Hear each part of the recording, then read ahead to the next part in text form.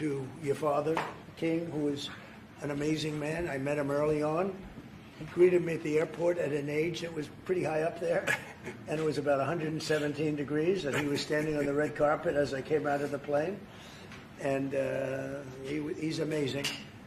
And when I met his brilliant son, it was at the Oval Office. Shortly thereafter, you came in representing the country, and I called the father. I said, "This guy is fantastic."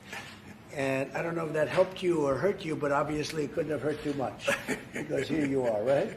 But we had a great meeting, and the office has changed quite a bit, and we inherited a mess. You actually told me you thought the country was in big trouble. I'm not going to use the exact word that you use. I refuse to say that you thought our country was dead a year and a half, 2 years ago, but our country was in trouble, and now we have the hottest country in the world. You said that also. And we do. We have the United States is right now the hottest country in the world. And between the tariffs and the election, November 5th election, we've done things that nobody can believe. $21 trillion will be the amount invested in the United States or committed to invest in 1 year. So I'm here 9 months. We're up to almost $18 trillion. Biden, as an example, the Biden administration, if you call it that, it's not to me, it was the Biden lack of administration. They were less than $1 trillion for 4 years. We're going to be $21 trillion for 1 year. I think that's hard to believe. The biggest in history was a certain country, $3 trillion. We're going to be $21 trillion. On top of that, prices are coming down. We inherited a mess with high prices. The worst inflation in the history of our country. We had inflation that was a single 4 years, the worst reserve, which was meant for wars and big emergencies, not to try and win an election. They opened up the reserve so that people get $3 less in gasoline, and it didn't work. They got about 3 cents less, because as big as those reserves are, they're peanuts when you're talking about that kind of traffic. And we're rebuilding the reserves. We're doing all of this, and we've done a job. We're also bringing down prices very substantially, and we've already brought them down very, very substantially. Gasoline is way down. I think you'll be seeing $2 gasoline, but we're now at $2.50, $2.45. Some are lower than that. It was $4.50, $5, $6, $3.50, $3.75, under Biden, all different numbers, but way high. And we have energy way down. But the biggest thing to me, because I know what it means in jobs, is the fact that we're at over $17 trillion, Scott, and we expect to be around $21 trillion in 1 year. And that's many times bigger than in history. The highest number was $3 trillion.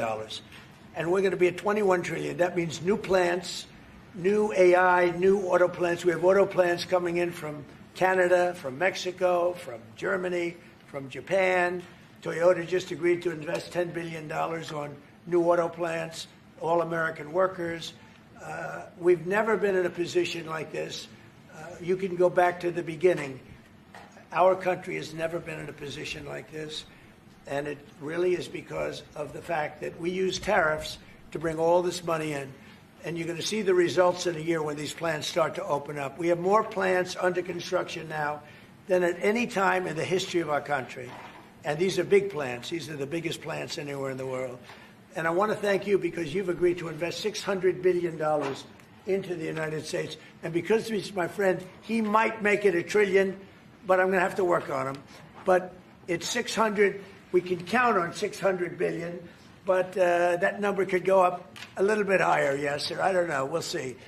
But we appreciate it very much. So Saudi is going to be investing at least $600 billion, and that means investments in plants, in companies, money on Wall Street, and what it really means for everybody that really counts is jobs, a lot of jobs.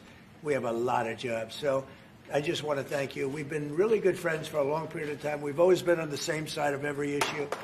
I think we've done a great job in wiping out the nuclear capacity of Iran. Nobody else could have done that. No other president would have done it. We had the pilots in the Oval Office right here. We were celebrating a very successful attack. So I had them in with that beautiful B-2 bomber that's over there. And they said, sir, for 22 years, we practiced this attack. Our predecessors, these were very young guys, so 22 years, they said our predecessors and us practiced the attack on Iran, but no president ever gave us the go-ahead. 3 times a year they went out and they practiced the attack. Nobody let us do it until you came along, and I let them do it because it was the right thing to do. You can't have a nuclear Iran. And so we put you in a very good position. But I just want to say it's an honor to be your friend, and it's an honor that you're here. And if you'd like to say a few words, but thank you very much. Well, thank you, Mr. President. This relation has been a relation for about 9 decades, and we've been working together for a long time. But today it's a very important time in our history because there is also a lot of things that we're working on in the future. We believe in the future of the United States of America. We believe in what you're doing, Mr. President, really creating a lot of good things and good foundation to create more economic growth, more business in America. And it will also your work for the world peace. I believe, Mr. President, today and tomorrow we're going to announce that we are going to increase that $600 billion to almost $1 trillion of investment, real investment and real opportunity by details in many areas. And the agreement that we are signing today in many areas in technology, in AI, in earth materials, magnet, etc., that will create a lot of investment opportunities. So you are doing that now. You're saying to me now that the $600 billion will be $1 trillion. Definitely, because what we are signing, it will facilitate that. And I like that very much. Go ahead. You worked hard. No, that's great. I appreciate that. That's great. We're doing numbers that nobody's ever done. And in all fairness, if you didn't see potential in the U.S., you wouldn't be doing that. Definitely. You don't want to lose money. As you said, Mr. President, it's the most hottest country in the planet. But what the landscape for GE Vernova investment, over $750 million in the U.S., focused on true manufacturing jobs here stateside.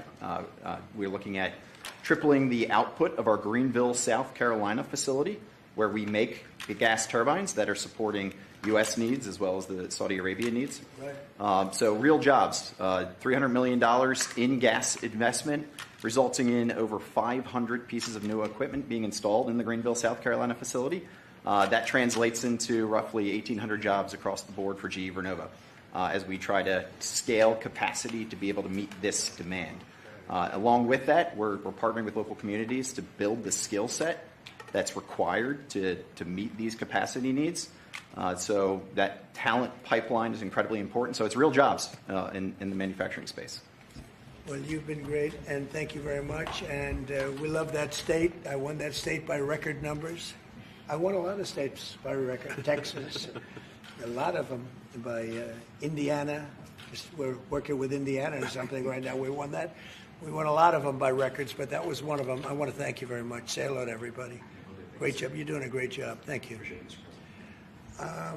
So just in wrapping up, we'll take a couple of questions, but I want to just tell you what an honor it is to be your friend.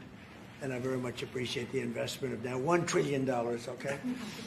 I'm glad you got that out. I didn't want to be the one to tell them, but that's great news. You keep increasing, Mr. President. I know. Each time the opportunities are just increasing more and more.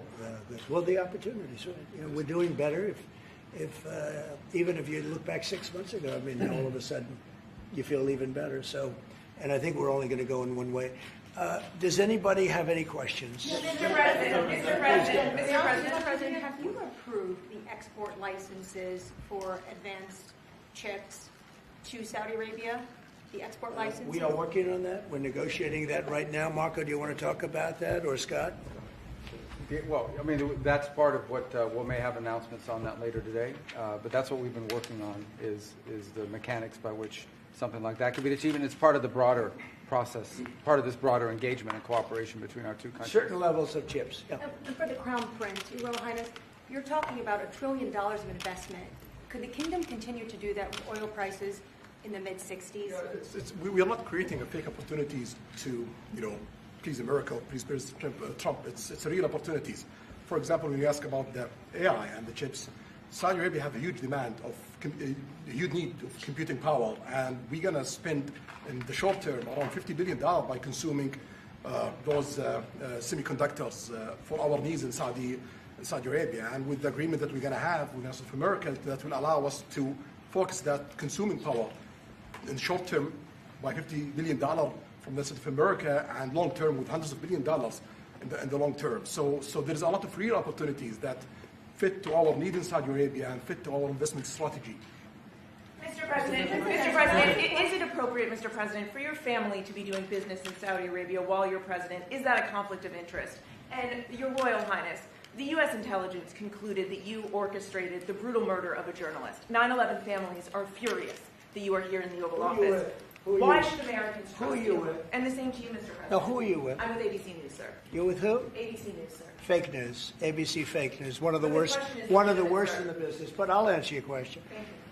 I have nothing to do with the family business. I have left, and when I've devoted 100% of my energy. What my family does is fine. They do business all over. They've done very little with Saudi Arabia, actually. I'm sure they could do a lot. And anything they've done has been very good. That's what we've done. We've built a tremendous business for a long time. I've been very successful. I decided to leave that success behind and make America very successful. And I've made America more successful by far than it ever was, and that it ever could have been, no matter who was president. There would be nobody bringing in $21 trillion, that I can tell you right now. As far as this gentleman is concerned, he's done a phenomenal job. You're mentioning somebody that was extremely controversial. A lot of people didn't like that gentleman that you're talking about. Whether you like him or didn't like him, things happen. But he knew nothing about it, and we can leave it at that. You don't have to embarrass our guest by asking a question like that. Just you ask, Mr. President, please, go ahead. you allow me to answer.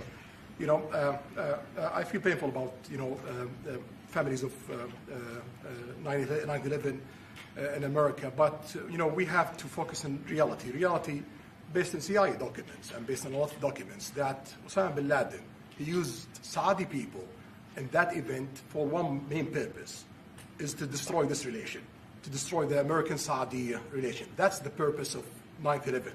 So whoever buying that means they are helping Osama bin Laden's purpose of destroying this relation. He knows that strong relation between America and Saudi Arabia, it's bad for extremism, it's bad for terrorism. And we have to approve him wrong and to build our relation, continue developing our relation. It's critical in the safety of the world. It's critical against extremism and terrorism. About the journalists, it's really painful to hear, anyone that been losing his life for, no real purpose or nothing illegal way. And it's been painful for us in Saudi Arabia. We've did all the right steps of investigation, etc. in Saudi Arabia, and we've improved our system to be sure that nothing happened like that. And it's painful and it's a huge mistake, and we are doing our best that this doesn't happen again. Mr. President, thank you, Mr. President. The Crown Prince has been instrumental in helping lifting the sanctions on Syria. Will there be any joint investment between the U.S. and Syria? And will you visit Damascus? Are you from Syria? No, but Where are you from? I'm from Palestine. Oh, you're making a lot of progress, huh? Very good. They like me. The Palestinians like me. The Palestinians are doing very well, actually. I think we're working very closely with a lot of people that make everybody happy, including Israel, the Palestinians, and everybody. It's very interesting. No, I think that I will tell you, the Crown Prince called me, and he specifically asked me if I would lift the sanctions on Syria, because he wants to see Syria make it. As you know, the leader of Syria was just here. We had a great meeting, and he's a strong guy, and I guess you'd need a strong person to run it. And I think Syria's made tremendous progress. We did lift the sanctions at the request of the Crown Prince. Also, the president of Turkey, Erdogan, called me specifically. He said, if you don't lift the sanctions, Syria doesn't have a chance. If you do, they have a very good chance. And between the two of them and some others, I lifted the sanctions. And the results so far have been pretty good. Mr. President, can I ask you a question about the F-35s that are being sold to Saudi Arabia? Are these the same ones that are being used by the Israeli military? And if so, how does that allow for the qualitative military edge for Israel? And then I want to ask you, because you brought up the